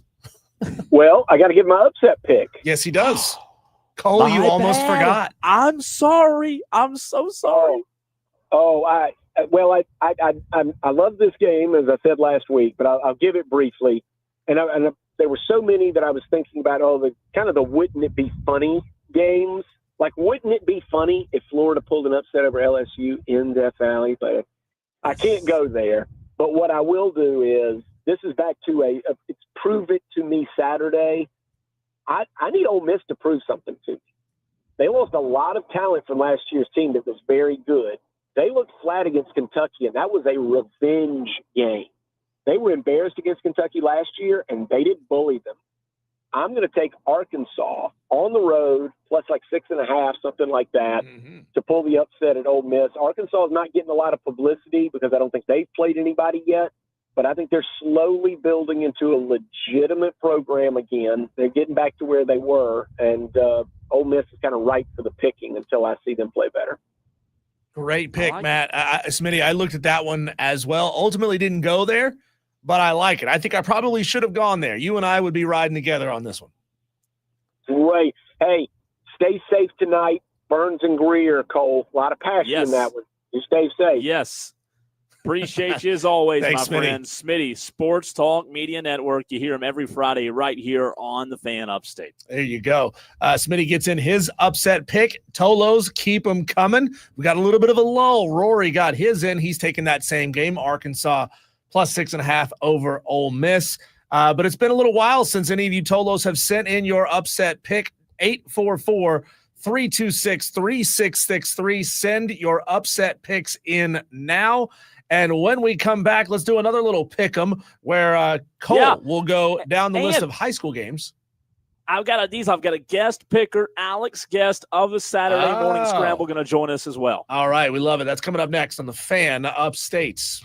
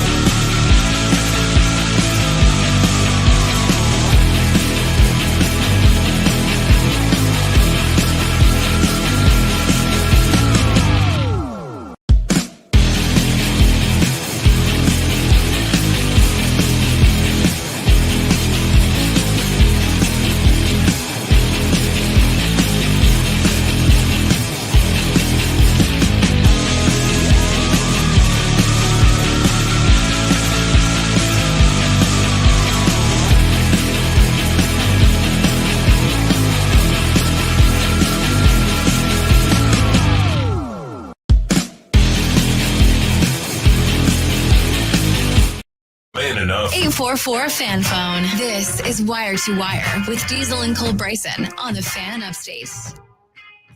Tolos, it is time to go down the list of every single high school football game in the Upstate tonight. Talk about it. Alex Guest and Cole Bryson together. Again, normally you got to wait till Saturday morning for this kind of action, but here they are on the phone line. Alex is on the phone line, and Cole, they're in the press box. Are you guys ready to upset half of the Upstate right now? Probably feels like punishment for Alex to have to be with me a day early, but here we are. Why would you say that? Alex, can you believe you said that about you? Your voice. I mean, just happy to hear your voice. All right, guys, let's get moving here. How about Lexington at Greenwood? Yeah. You know, we'll go quick on these since we're short on time. Alex, I'm going to go Diesel as well. I'm going to go Greenwood. I was super impressed by what I saw last week over at Dorman. Give me the Eagles to fly high tonight. Yeah, I think Greenwood's going to win that game. Don't really know a lot about Lexington either, you know, being a Midland first-year head coach. Yeah, got to go with the local boys in Greenwood. All right, guys. How about Hannah hosting Wren? That's a big one. This is a big one, Diesel, and I told Alex earlier, it is the most difficult game to choose tonight. Alex, would you agree with that? Yeah, I absolutely agree with that, Cole. You know, every other game kind of gives me a true winner. In this game, I'm just up in the air, coin flip. I'm up in the air. I'm going to go Wren over TL Hannah, but close. I am going to go opposite. I think it's also going to be close, but I'm taking TL Hannah over Wren. Ooh, I like it. All right, gentlemen, how about Woodruff on the road at Woodmont? Woodruff's been impressive this year, man. Until I see otherwise, I'm rolling with the Wolverines. Agree with that. Battle of the Woods tonight. Woodruff over Woodmont. Yeah, I like it. How about the one call that you're going to be at tonight, Burns at Greer? But, you know, I got to go Burns. I do think, look, this is a rivalry game, and you throw the records out the window, right? 1-1, 0-3, who cares? It's a rivalry. But I do think Burns gets back on track after their loss to Irmo a couple of weeks ago. Yeah, no doubt, Cole. I think the bye week last week for Burns is going to, you know, they've got that taste just carbonating there of that loss to Irmo, and especially the way they lost that game to Irmo. I think these Yellow Jackets for Burns will not be as much of a problem as Irmo was. All right. How about East Side at Blue Ridge? I think we might differ here as well, but I'm going to go with Peyton Schrader and the boys from East Side tonight. Yeah, I think we're going to differ here. I am going to go with Blue Ridge getting their first win in this rivalry series since 2014 when Shane Clark was the head coach at Blue Ridge. So I'm going to take Blue Ridge in an upset over East Side. Wow. Okay. Let's switch it up. Let's have Alex go first on this one. We got Broome hosting Emerald. Broome's just kind of they're having a tough start to their season, and it only gets from here. Diesel and Cole, and I really think despite the nice home field advantage that Broome will have tonight, I think Emerald's just going to be a little bit too much for Broome. I do too. I was impressed with how Emerald got up last week on Woodruff big early in the first half. Give me Emerald tonight. All right, we got Fountain Inn on the road at Carolina tonight. You go first, Alex. I got to go with the Fury. I got to go with Fountain Inn. Carolina, they're struggling to start their season as well. First-year head coach over at Carolina, and I think he's got things headed in the right direction, but I think Fountain Inn's just going to be a little bit too much for him. I'm with you. Fountain Inn wins big tonight. Okay, let's switch it up back to Cole going first. AC Flora at Lawrence. Give me Flora on the road. Greg Porter's figuring things out, but Flora's a little too much to handle tonight. Flora wins. Absolutely agree with you, Cole. I think Flora is just going to be a little bit too much to handle for Lawrence. And tonight we have Southside on the road at Berea. This one's interesting. I think it could go either way, the coin flip game. But, Alex, I'm going to go Southside in a really close one, I think. Cole, I'm not going to lie. I just made my picks on these right before I called in, and I looked at my wife and I said, I don't really know who to pick in this one. But I looked at your pick, and just to try to not fall behind any further in the standings than what I already am, I'm going South Side on this. But I think it could go either way. All right. How about West Side at BHP? Could be a good game. West Side coming off of a loss. Give me Belton Honeypath. Yeah, I'm going to agree with you there as well. I think we're going to kind of go with the rest of these maybe, but I do Honeypath gets the win over West Side. West Side just I don't think has it all there and has all the gears meshing in the right direction yet. Yeah, and to Alex's. I'm sorry, Diesel. Didn't mean to cut you off. To Alex's point, we are going with the same on the rest of them, so we'll fly through, and then I'll allow Alex at the end to give his biggest game in his mind. Alex, get ready for that. Let's fly through these, Diesel, before we run to a break. Okay, Pickens at St. Joseph's. We're going Pickens. Yep. And Walhalla at Seneca. We're both going Seneca in this one. Okay. Mountain View Prep at Crescent. We're both taking Mountain View Prep big tonight. Okay. Powdersville on the road at Pendleton. This could be a big one, but give Alex and I both Powdersville. All right. Franklin County, Georgia, coming up to face West Oak. Alex and I probably couldn't name a player or a coach on Franklin County's team in Georgia, but give us Franklin County because we think they're pretty good. Okay. How about Palmetto at Liberty? Could be a close one tonight, but we're both going to Liberty. All right. I know one that a lot of our Tolos are interested in, Chapman at Clinton. Yeah, tough, man. Tough going to Clinton after those guys coming off a loss, I think, last week. Alex and I both going Clinton tonight. Okay. Union County hosting Blacksburg. This one's going to be a close game. This was the wackiest ending in high school football ever a season ago. I think it was like a 21-point lead that Blacksburg had, Alex. I'm going to go Union County to get the win tonight. I like the way they played last week against York. Alex and I both going Union County. All right. Game going across state lines. RS Central out of North Carolina on the road at Chesney. This game's on TV, by the way. If you want to watch some high school football tonight, it'll be on your television set on Channel 40. Give us both. Chesney, Brett Chappell, fly, Eagles, fly. Interesting. I remember when I was in high school, RS Central was a really good football program. Yeah, how about Asheville Christian, also from North Carolina, on the road at Landrum? We're both going Landrum big here, Diesel. Okay, and finally, last game to pick tonight, 96 at Abbeville. Tough one for 96, a little rivalry game, not far. These two schools are pretty close to each other. We're both going Abbeville. You rarely pick against Abbeville on the Saturday Scramble. So those are our picks. You can find them on thefanupstate.com. The article is there. And before we run, though, Alex, in your mind, the biggest game tonight, pick one. I'm going to make it tough on you. The biggest game in the upstate tonight is which one? Yeah, Cole, I think it just goes back to that second game that we picked a little while ago in Wren at TL Hanna. I think that's going to be the biggest that kind of has implications. It's not a region game, but Wren has lost 5 straight games to TL Hanna dating back to 2014 was their last win over TL Hanna. I think TL Hanna, again, I mentioned it, I think TL Hanna wins, but I think this is close. You look at the last few games in this series, and it's been more the 10-point win for TL Hanna, and I think kind of says the same tonight, but both of these teams really trying to get something going before region play starts here in a couple weeks. I'm with you. Should be a lot of fun. And again, reminder, Burns-Greer tonight. You can hear it right here on the Fan Upstate. Alex, we'll talk tomorrow morning. Yeah, man. Fun night tonight. Should be a lot of fun. Should be. Thanks, Alex. Jeff Plate joining us in the next segment. We'll tell you who Jeff is and why we're bringing him on next right here on the Fan Upstate.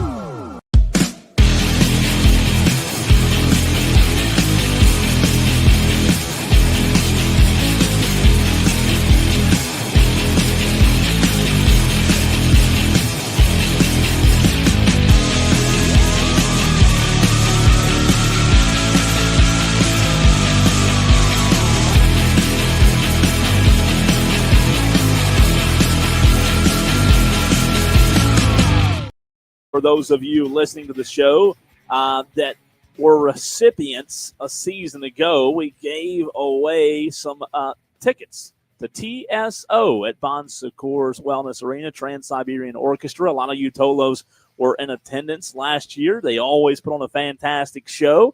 And Diesel, we're set to have Jeff Plate of TSO join us momentarily, right? Yeah, he's, rock stars, man. They get stacked up with a whole bunch of interviews. And I just spoke to their tour manager. He said, man, he's just running a couple of minutes late, stacked up on interviews. He's going to be calling in here in just a couple of minutes. So, Tolos, if you've ever been to a TSO show, or if you haven't been to a TSO show, call, I don't know if you have or not, it's incredible. It might be one of the best. Great. It's such a great event. It comes to the Upstate every single year.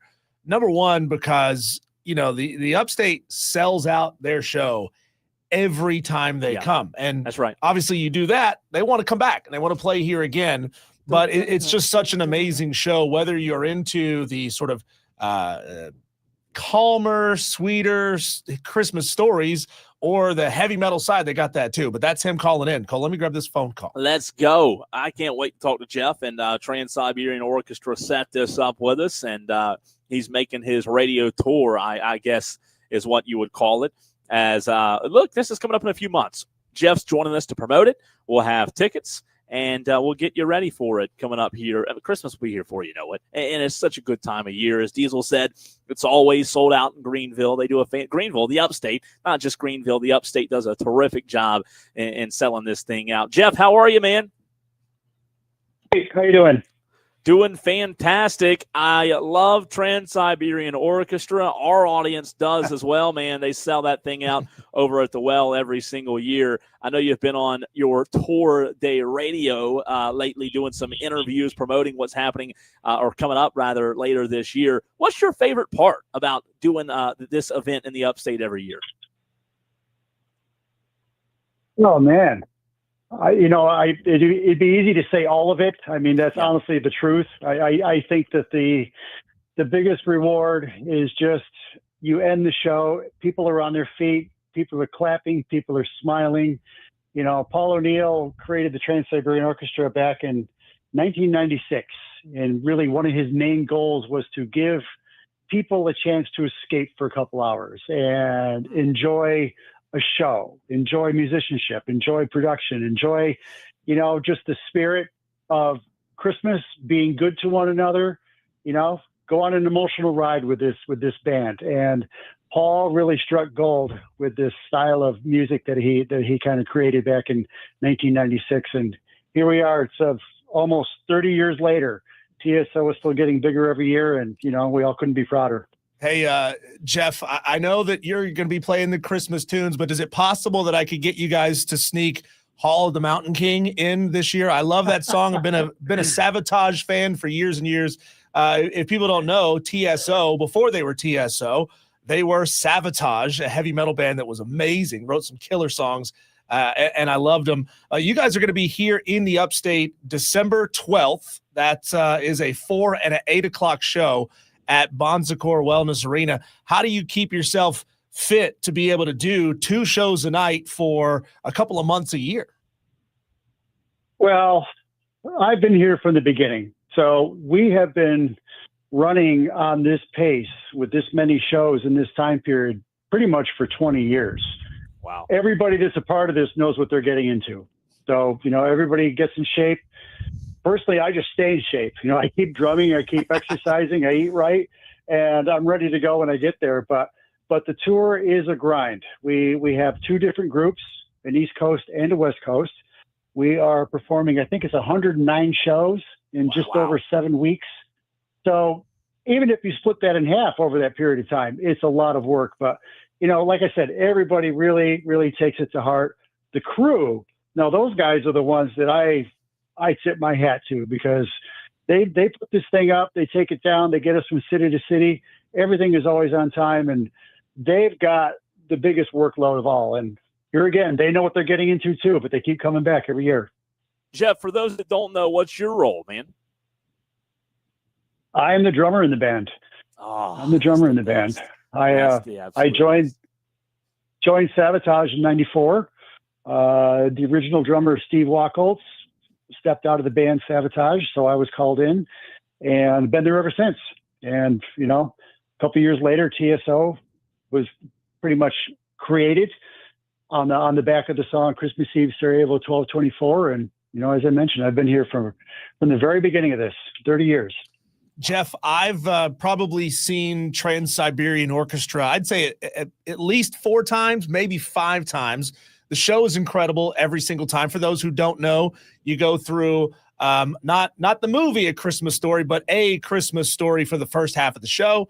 That's sort of the family-friendly section of the show, and then it turns into a laser and smoke and fire heavy metal show. What's different about this year's TSO show?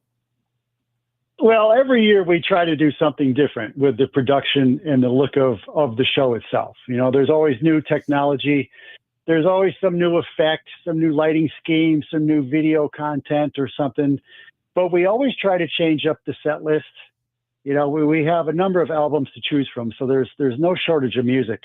This year we are presenting The Ghost of Christmas Eve. This is the story segment that you just mentioned. And then this year in the back half of the show, we are going to pay tribute to Beethoven's Last Night, which was the first non-seasonal record that Paul O'Neill wrote and recorded with TSO. And that will be 25 years old this year. So we got something pretty cool coming for the back half of the show. But as you mentioned, you know, it's a family show throughout, but towards the back of the show, it gets pretty loud and pretty bright and hot. No doubt. Jeff, you're the best, man. We appreciate you hopping on with us for a few minutes to promote it. And we look forward to seeing you and the rest of the crew later this year. You got it. Thanks, guys. Thanks, Jeff. Absolutely good stuff, man. That is Good Jeff stuff. Plate, the drummer for Trans-Siberian Orchestra. And by the way, those tickets for the Trans-Siberian Orchestra Ghosts of Christmas Eve, the Best of TSO and More show, they are on sale as of right now. They've been on sale since 10 a.m. this morning. So if you want the good seats, you better get on their website real quick and pick those up, because you really want to be down front seeing this show, Cole. Have you ever seen TSO before? Yeah, it's great. I love it. I really do. I love Carol the Bells. I wish they could just play that for 2 hours straight. They would. I'm sure they would. When we come back, Cole, let's get into our upset picks of the week. Tolos, who haven't gotten yours yet, this is your chance to do so. And we'll do a segment. We'll bring back the weekend menu. Go time slot by time slot and figure out and pick what are the most compelling games. If you could only watch one, now everybody's got multi-view now, but if you could only watch one, which one would you spend your time watching? That's next.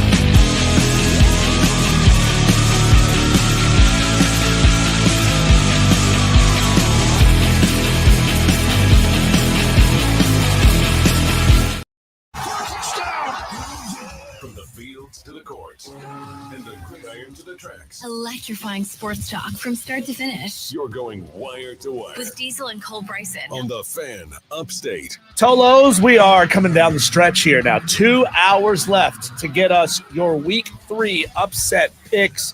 And I'm telling you, man, we're doing well. We got a lot of Tolos who have gotten their picks in. But going by where we're sitting right now at 115 picks, Cole, there's a handful of Tolos who are going to lose some points this week by not picking at all. And you don't want to do that. There's always positives, but there's always a big but. That's it. And the Tolos have done good, Diesel, to your point, but they ain't done good enough. What are we doing? What are we doing? I know it's been a news-heavy week. There's been all kind of stuff going on, but Tolos, it's time to turn it back on and leave it on and get those upset picks in. 844-326-3663. Let's go. Yeah, it was, who was it? JT in Spartanburg earlier said that he was brand new to the show. He was asking what a Tolo is. A Tolo means turn it on, leave it on. It means you understand the assignment. It means that at 3 o'clock every weekday, you turn on the Fan Upstate, whether that means you're listening on your smartphone with the Odyssey app, whether you're listening on a terrestrial radio, smart speaker, however it is, you turn on the show and you leave it on all the way until 7 o'clock. Well, another part of being a Tolo is participating in the Upset Picks Challenge. This challenge sweeps the Upstate every single football season, Cole. It's getting bigger and bigger every year that we do it. And it's a lot of fun, unless it's you and you don't have fun doing it because, well, if I'm not good at something, I don't like doing it. Yeah, I don't. I really don't. I mean, who likes doing stuff that they're not good at? I mean, what moron? I'm not good. But you know what? The good thing about the Upset Picks Challenge is like Saturday, Sunday, Monday, you're kind of upset, like, oh, whatever, you know. But then it's like a new football season comes around. There's new life. You have that hope that's going to hit. And Diesel, like right now, I'm telling you, Coastal Carolina is going to win tomorrow night. They're going to upset. Think so? They're going to upset whoever they're playing. Already forgot. They're hosting East Carolina. East Carolina. Look, the East Carolina is so dumb. They don't even know what part of Carolina they're from. They have to put a direction in front. Coastal Carolina, that wasn't a good joke because Coastal also has a direction. They're towards the coast, right? I screwed up on that one. Okay, Coastal Superior. I don't know anything about, this rivalry, this matchup, other than the fact that Coastal's going to win. Give me 7.5 points in the Upset Picks Challenge. Let's go, D. Well, what was yours? What I do know about this challenge is that neither Coastal Carolina nor East Carolina, whose mascot are the Pirates, are actually on the beach because Conway, despite what people think, Conway is not Myrtle Beach. Conway is inland, so the whole coastal thing is a big load of bunk. And with East Carolina being the Pirates, the problem is they're inland a little ways. Yeah, they got a sound that comes like way up to them, but they're not near the beach either. No, you're exactly right. I think probably Johnny Depp right now is closer to the beach than East Carolina is. I'm with you on that. The only thing is, yeah, I guess you're right. Conway's not the beach. I guess, Diesel, Conway would be what North Charleston is, right? Maybe Somerville area ish. I know Tom in Somerville is probably going to call me out on that, but you're right. It's not the beach. It's close. Right. It's close. It's like Somerville. It's beach like adjacent, but it's not the beach. Right. It's not the beach. So, again, Tolos, if you don't know what this challenge is, or if you already know and you haven't gotten your pick in, do it now. Your task is to pick a game where you think the betting underdog wins outright, and then you text us every single week with your name, the game that you're picking, and the spread. Now, you want to pick big spreads because it gives you a better chance to win this challenge by having the most number of points that you can accumulate over the course of the season. The problem is those big ones are less likely to hit, right? You have to get real lucky to have the 20-plus point underdogs win the games outright. Doesn't happen very often. But if you go with the more sure things like the 2.5, 3.5, 4.5 point spreads, like Georgia Tech Clemson is this week, and South Carolina, I don't remember where they were against Vandy on Wednesday when we locked these in. Okay, so that's there's a little more juice to that one. But a 5.5 point spread, getting those, that's probably not going to help you win this challenge by the end of the season either. So it's kind of a balancing act. How do you want to play this thing on a week in, week out basis? And again, it's not them covering the spread. Correct. you can do. Covering the spread, no problem.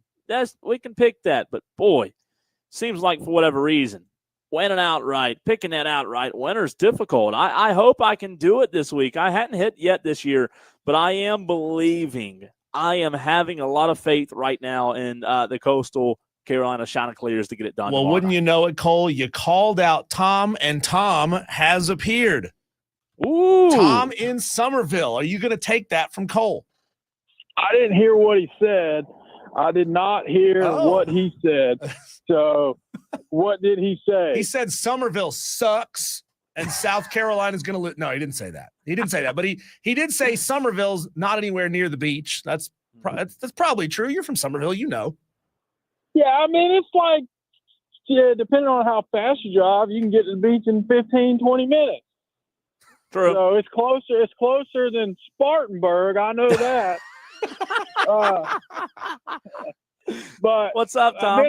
I've been a busy man this week, and I need to give you my upset pick challenge, and I'm ready. Been thinking long and hard about it all weekend, and I got my pick. Okay. And the game is tonight. Oh. And I am taking the Arizona Wildcats to upset Kansas State. Wow. Do you know what the spread is on that game by chance? 2.5. 2.5. Oh, my gosh. So Tom, here's what Tom's doing. And Tom, I give you credit for this. This is a fine strategy. Tom's got points.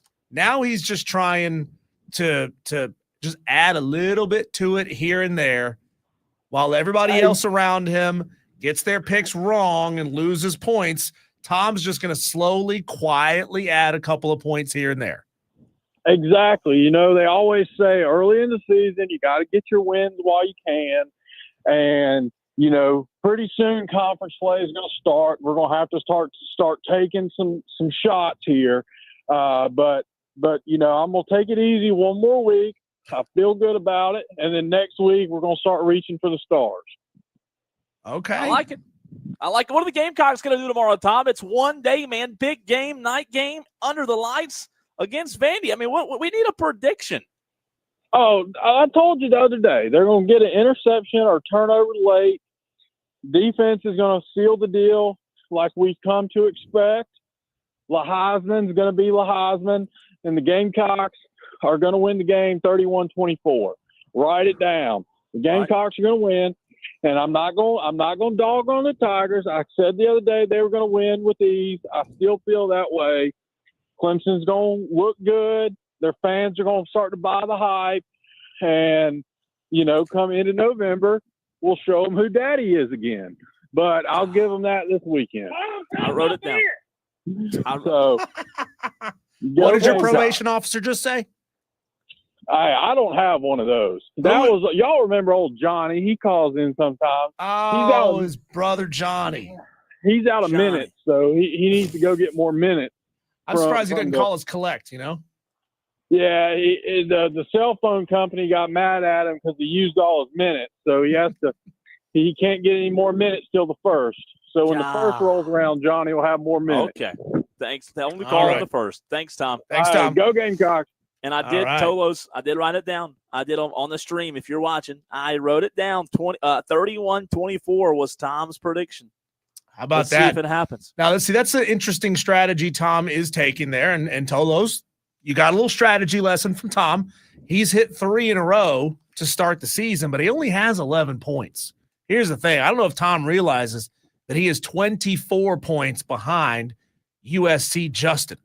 Ooh. So he's got a lot of ground to make up on USC Justin. And USC Justin got his pick in today, and USC Justin's going for the knockout blow.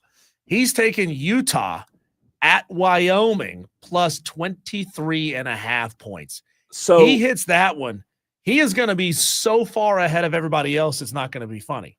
Diesel, what you're telling me is what I just heard. Tom's on the board. Mm-hmm. Tom's 24.5 behind USC Justin, and I'm not on the board. That gives me no hope. It gives me no hope. You can get more than halfway to Tom's number this weekend. Oh, that's the fun thing about it, Cole, is you can get hot. You can hit a couple in a row and leave Tom in the dust. I like your pep talk, Diesel. I really do. I like your pep talk. I'm just trying to, do one of those daddy speeches that you were talking about with Smitty earlier.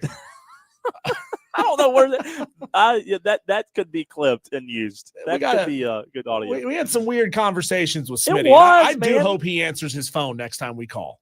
There's a good chance he won't. And if I see him tomorrow night in the press box in South Carolina, so I'll tell you this, Diesel, he usually sits beside me because he's always getting there right at kickoff. I'm there a little early. Tomorrow, he probably will sit on the opposite side of the press. If he's looking at you funny like, ugh, who is this guy? What is this idiot doing? What are we doing? I'm sorry. That's just by the way, in case you had no idea what we're talking about, 6 o'clock hour, Diesel's going to replay it for you, right? Yeah, I will. I'll replay it in full, even though it's probably an FCC violation to do so. We will play it in full. Now, we did have a texter earlier, Cole. I don't know if you thought of this, who did say, hey, Cole, did you think about door number 3 and using your sock? No, I didn't think about that. Well, I sure didn't. Next time you'll know. And you told those who are not up to speed with what we're talking about, use your imagination. Maybe you don't want to. And I completely understand because I was trying to distance myself. I was pushing back from the board like, I don't want to be associated with this guy. You think I'll get an email from our boss about that? That's just you might get a raise. Good. Yes, true. You might get a raise. What is So here we go, Cole. We got sidetracked, and that happens. Sorry. Talking about the Upset Picks Challenge. Let's go through our weekend menu. The menu this weekend is not the best, okay? This is not a 5-star restaurant kind of weekend. Or let me rephrase that and say the appetizers aren't the absolute best, but the main course, pretty good this weekend. So the appetizers in the noon slot, Cole, what's most compelling to you? Or on a national scale, however you want to look at it, Clemson versus Georgia Tech or Wisconsin, Alabama? This sounds wild, but I think even nationally, Clemson, Georgia Tech's more intriguing. I really do. I know you got two. Diesel, it's Wisconsin, Bama, two like brands, but meh. Yeah. Meh. Well, it's one brand that's been down for a long time. Sure. And another brand that's been up for a long time that's currently down, and people aren't really sure what they are, right? That's true. Yeah. Alabama beat the living breaks off of ULM last week, and that's not hard to do. That happens to them every single day just by virtue of living in Monroe, Louisiana. That's right. But they got beat by Florida State and looked bad doing it in week number 1. Sure. Now, everybody. I think nationally, there's a lot of people who have a lot of respect for Brent Key at Georgia Tech. They think that he is a coach that could bring this program up to a level that it hasn't been at consistently for a long time. But then, of course, it's Clemson, and Cade Klubnik is not looking good, and they lost to LSU, and then they looked really bad against Troy. People may be like circling around like sharks, waiting to see if they can take a bite off of this Clemson hide. I think they absolutely are, and I think they will be. All right. If Clemson somehow drops that one, Cole, we're going to combine just a little bit because this second game is a little odd. 3 o'clock slot. That's the second games of the day. You got number 6 Georgia at number 10 Tennessee. Tennessee with a couple of DBs out in this game. And the 4:30 kickoff. That's the one I can't quite figure out. 4:30 kick between number 18 South Florida and number 5 Miami. Interesting time slot here, Diesel. It really is. And will I have my eye on South Florida, Miami? Sure, I will. But Georgia, Tennessee still does it for me. That's just two brands in the SEC. Man, like I'm one that's high and has been high on Josh Heupel. I think that the Bulldogs might be a little underrated this year as well. They're not just, they're just not being talked about as much as they normally are, and maybe rightfully so. But, man, I'm excited about this one tomorrow. I think that 6 versus 10 for me is the one that I circle. Yeah, Georgia, Tennessee has the potential of being a great football game. South Florida, Miami has the potential to be a blowout about 7 minutes into the game. Ooh. Because I don't think South Florida is sneaking up on Miami at all. I mean, Miami saw what happened. They say, that's not going to happen to us. Might be right. That's not going to be us. All right, Cole, let's jump to the 7 o'clock time slot, and this is where it gets good, okay? We got Arkansas at Ole Miss, 2-0 Arkansas on the road at number 17 Ole Miss. You got Florida at number 3 LSU, and then, of course, the biggie, you got number 16 Texas A&M at number 6 Notre Dame. And, oh, by the way, and Vandy at South Carolina. Wow. You're right. This one's good. Man, of course we're interested in Vandy, South Carolina, right? But I'll tell you this, Diesel, I'm really intrigued by A&M Notre Dame. Really am. And yeah, Florida, like they need it. It's big. It's in Baton Rouge. They're coming off a loss. We all know how big of a game that is. Arkansas, Ole Miss, we'll see. Vandy, South Carolina, of course, it's huge because of where we are and where we're broadcasting, Diesel. But I will tell you, I think I'd have to go A&M Notre Dame because I think Mike Elko might have something up his sleeve this year, man.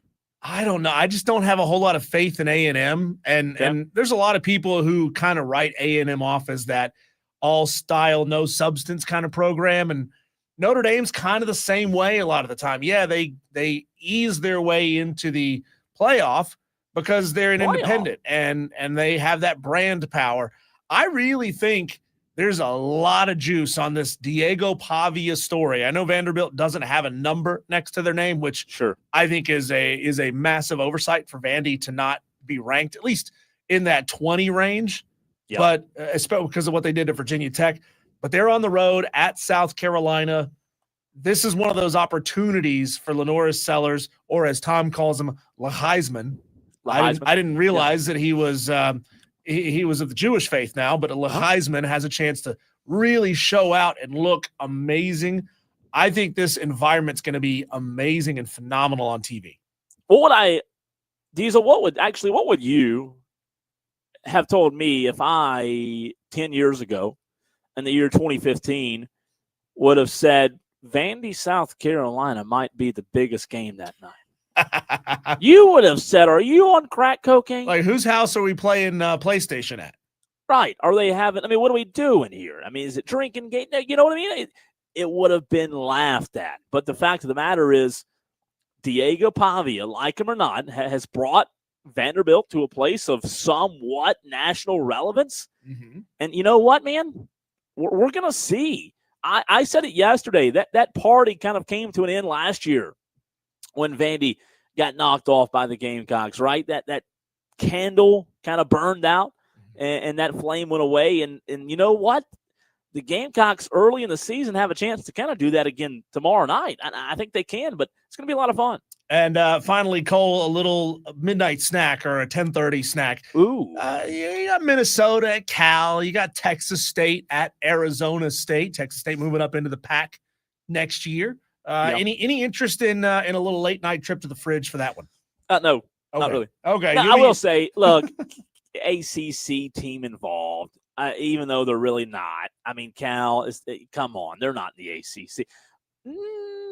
If I'm up, it'll be on the TV. Okay. But I don't know if I'll be. Well, you'll be driving back. You'll be driving home. True. That's true. Are you gonna pull that one up on an app somewhere and try to? No, I'd rather listen to Carolina calls. I'd rather listen to the Gamecock fans, mad or happy.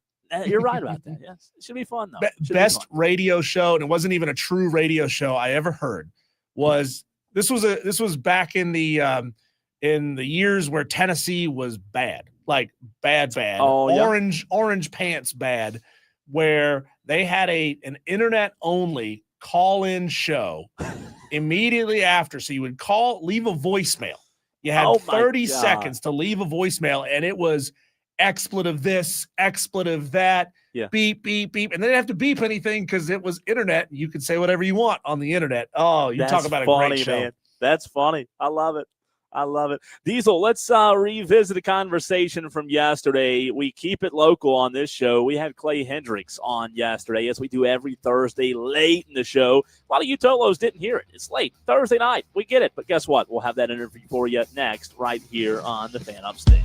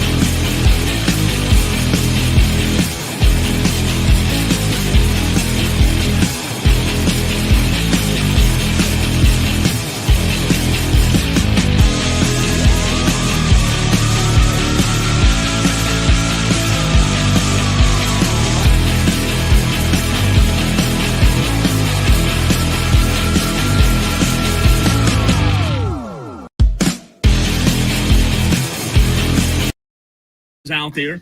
We talk Furman every Thursday at this time with head football coach Clay Hendricks, who is leading this Furman team into a big game this weekend against Campbell on the road. We'll get into that in just a few minutes. Coach, we appreciate you as always. How are you? I'm well. Just finished with practice and had a good week. And I kind of look forward to road trips sometimes. Yeah. So this is our first one of the year. Coach, a tough loss this past Saturday for you guys. Overtime, 39-38, a loss to Presbyterian. A very close ball game, neck and neck, all the way throughout. Now that you've had a few days to kind of look back and sleep on it, I know you want to flush it, but what were your biggest takeaways from Saturday's loss? Well, our biggest takeaways, for me, is just the fact we had a chance to kind of really – we were total control of the game there. A couple of us going to half and, turned the ball over and gave them a score there right for the half. And, just kind of changed the game, and then certainly didn't play very well the second half. Thought played exceptionally well the first half. You get a chance to put somebody away, you got to do that. But again, give them credit for making a bunch of plays, and we didn't make enough there in the second half. And also, through two games, I think I can see we have a chance to be a pretty good team. But we've done some things probably better in two games than we did them all year. 11 games a year ago. So it's a matter of us finding a way to go play 4 quarters. Coach, your quarterback, Trey Hedden, had himself a pretty good game, 29 of 40 with a touchdown. Unfortunately, he did have 2 picks in that game. And, obviously you said it there. It's a big part of why you fell last week. What's his process like? How does he self-analyze watching film after the game, his process for trying to pick apart his mistakes and how to be better next week?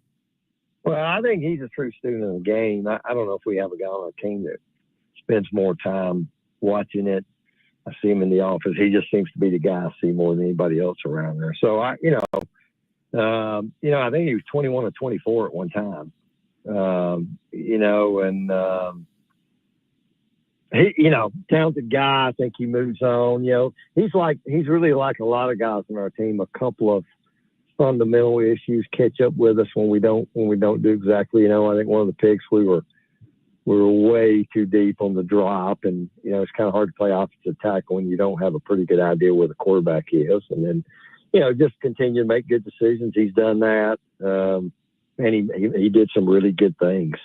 So you got to learn from it and try to move on and have a good week of practice, which he did, and then try to just play that much better this week. Coach, you've been a part of a lot of football games, but one where there's 5 interceptions between the 2 quarterbacks. It's got to feel, I guess, in a way frustrating in the fact that you lost the game. You had an opportunity. You had 3 opportunities to get the ball back from their quarterback, who had a decent day, but, 5 touchdowns, 3 picks. We talked about your quarterback, but I'm sure that's also a frustrating part of it as well. Yeah, well, I give their guy credit. I think he threw a pick the first play of the game and the first play of the second half. Wow. And came back from that. And, again, it's just when you get opportunities like that, you got to make the most of them. I think we had one there in the third quarter, again, leading, still with a pretty good lead. And we started on their 12-yard line after an interception. And, it was a little bit how our day was and a little bit how our team has been. I think first play we ran an off-tackle power play game like 5 yards. We had a receiver lined up in the backfield who had no bearing on anything. But we get a 5-yard penalty, so now it's 1st and 15. Then we run a little zone boot play, and I don't know if the flat receiver does what he's supposed to. It's probably going to be a touchdown. Well, he didn't even get the call. And so, it's hard to throw it to the flat when there's not anybody to throw it to. And then, Trey had a chance, just get rid of the ball. And sometimes, just throw it away and let's play another play. And, he takes a kind of needless 5-yard sack. So now it's 2nd and 20. And, and a little bit, that's just a little bit where we were, just the lack of execution. I don't think it was I think our effort was good. But just right now, attention to details. I think sometimes you're going to deal with a little bit with a younger group. But just attention details. And again, relying on fundamentals is just that's what we've got to get completely right to play a full game. And, we've played 2 pretty good halves of football, in 2 games, but it's hard to win close games, against good teams when you do that. Coach Clay Hendricks, head football coach of the Furman Paladins, joining us here on Wire to Wire with Diesel and Cole Bryson. Coach, I noticed that in regulation, 3 out of your 4 touchdowns were on the ground. Talk about, just when you get down inside that red zone, inside that 10-yard line, even out to the 15 or 20, what's your mentality? Are you run? I mean, I know you got a really good quarterback, but you're putting the ball on the ground a lot there. Yeah, well, I think we had some shorter runs today. I think the first one now was maybe a 15-yard run. Mm-hmm. I don't know. I think we were going to continue to be balanced. You try to figure out what your strengths are. Right now it's hard to say that our ability to get the ball to our receivers and throw it around is not a strength of ours. We want to be balanced. That doesn't always mean 50-50, but in the red zone, if you can't run it, man, the field shrinks and it really makes it tough. So that's been a real positive for us. Again, something we struggled with a year ago. So I think we'll continue to try to mix it up down there. So we certainly had our opportunities, but it is nice when you can pound it in there and run the ball in in those situations. And I think we'll continue to try to maybe take what they give us. Coach, how big of a start do you continue to, or will you continue to need, rather, in these next few games? And then as you get into the meat of the season, fast starts are something that coaches talk about a lot. You guys were able to do that Saturday. You capitalize off the turnover. You get the football just 3.5 minutes later, you're in the end zone. Is that something you feel like this team's going to have to continue on? And just talking about getting off to these fast starts. Yeah, I mean, it's nice. I mean, we've gotten the pick. Both. It's funny. It's kind of interesting. We played 2 teams. I'm not sure I can ever remember this. We played 2 teams that both won the toss and took the ball, and we got a pick in both series. So wow. I don't remember that happening very often. But no, that'd be great. I think we got to do. We haven't been very good in the third quarter. So obviously we need to do a better job with some adjustments. Actually, we played pretty well in the third quarter. We kind of shot ourselves in the foot when we got the ball down there. But we like to start fast. I mean, I think everybody would. I just think again, it's doing the things we have to give us a chance to go play, a complete full football game. Coach, you look at your opponent that you're facing this weekend on the road at Campbell. Put up a pretty good fight against Rhode Island there in week 1. Obviously, they gave up 2 touchdowns there in the fourth quarter against Rhode Island. And then against East Carolina, lopsided victory for the Pirates.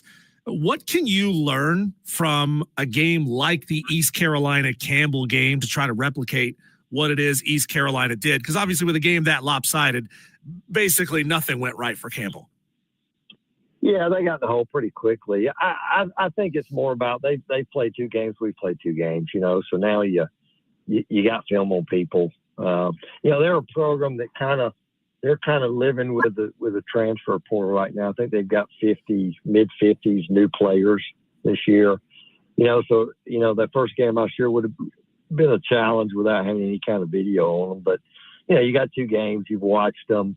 I don't put too much stock into the East Carolina game. The problem is in those games, the gap has continued to grow a little bit with all the things that are going on in college football. And East Carolina's a really talented group. I mean, they took NC State to the wire, and here's a team, they might be 3-0 after tonight. So they took them to the wire. And, I think so many of those games are about matchups. You got to kind of have something. I think college football is that way. You got to kind of have something going your way. And East Carolina's got a lot of weapons. They play the hurry-up style, which, if you're having trouble matching up against that, it can get away from you pretty quick.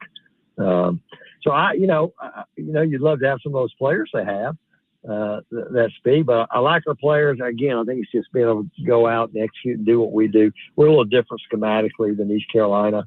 It's funny, Campbell and East Carolina are a little more alike offensively than we are like them. So, you watch how they line up, kind of what you expect to get coverage-wise, certainly what you expect to get out of their offense. I think you look at more of those kinds of things.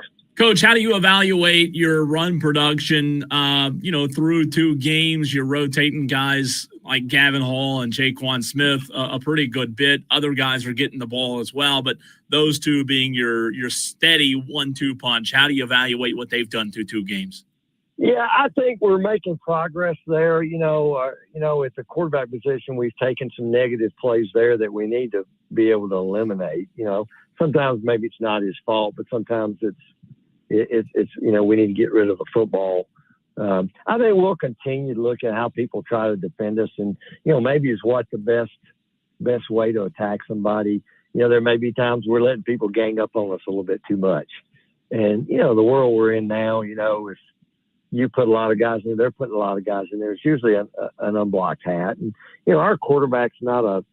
I think he's a good athlete, but he's not a true dual threat guy that you see from a lot of people right now. So I think that's got to come into play, and when you do what you do in the run game. So I think we're continuing to kind of figure out exactly what we feel like is the best way to attack people. And use, again, I think we've got a talented group of receivers that are playing well. We got a guy that can throw it. So, continuing to spread people out a little bit. And yet, I think we've shown the ability when we have to make hard yards, we can. But I still think it's kind of a process that we're going through right now. Coach, if I may, I want to kind of take a bit of a step back, maybe a 10,000-foot view here. You as a head coach, your job is to be a leader of men. You help not only prepare them on a week-by-week basis to go out on the field, but also to go out into the world as men once their time as a Furman Paladin is over.